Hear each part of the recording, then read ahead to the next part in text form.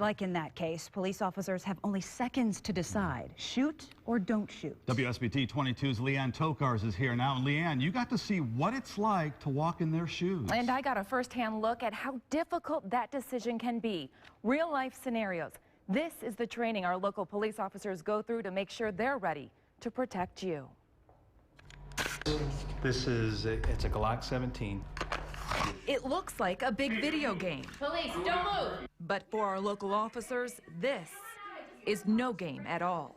So the more you see it in training, the faster you'll recognize it on the street. This is video-based training at the South Bend Police Department. When you feel threatened and feel deadly force is justified, then you would use a training pistol. How do I know when I get to that point? You'll know.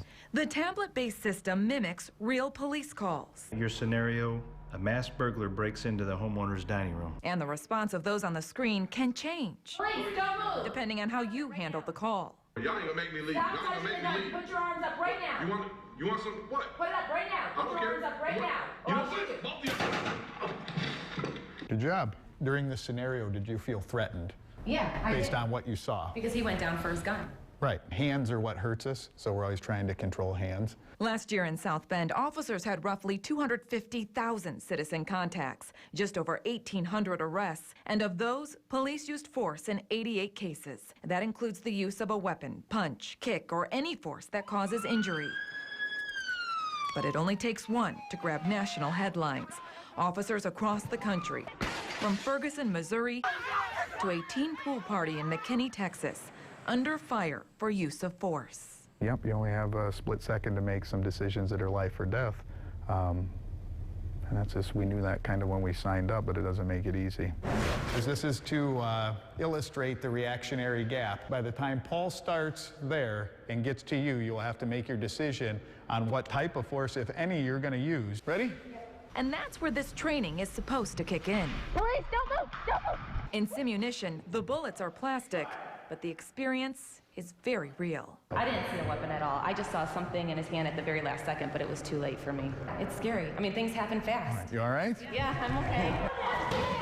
3 officers playing the roles of the people our police meet on the streets every day. And in the past few years, they've added a new element: cell phones. Bystanders taping everything you do.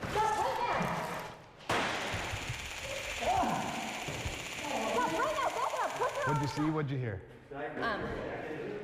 Just the 2 guys fighting. And can you describe the guys? 2 big guys. I didn't see any weapons. I mean, given what it was, there's not a whole lot you can do other than wait for some help, keep yourself safe. But in this case, Back off him right now, police! there wasn't a weapon. Did you fear for Katrina's safety? Yes, And why? because his arms were around her neck and he wasn't stopping. And I decided to shoot.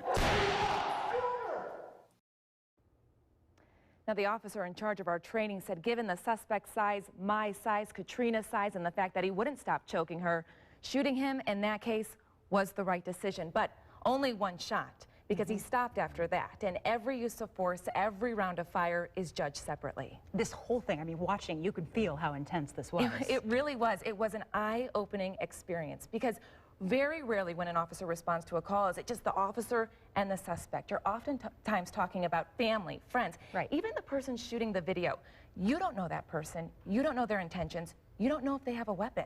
The most surprising thing for you going in? The number of unknowns. Just, you know, when they would open that door and I would walk in there and you just didn't know what people were going to do, how they were going to respond. And I didn't want to get hurt. Yeah. And I didn't want, like in that last case, I didn't want Katrina to get hurt. You didn't want somebody else to be hurt. And it really shows you how important that training is to make those split-second decisions. Yeah, and you know, that's where it comes in, where they say you learn things.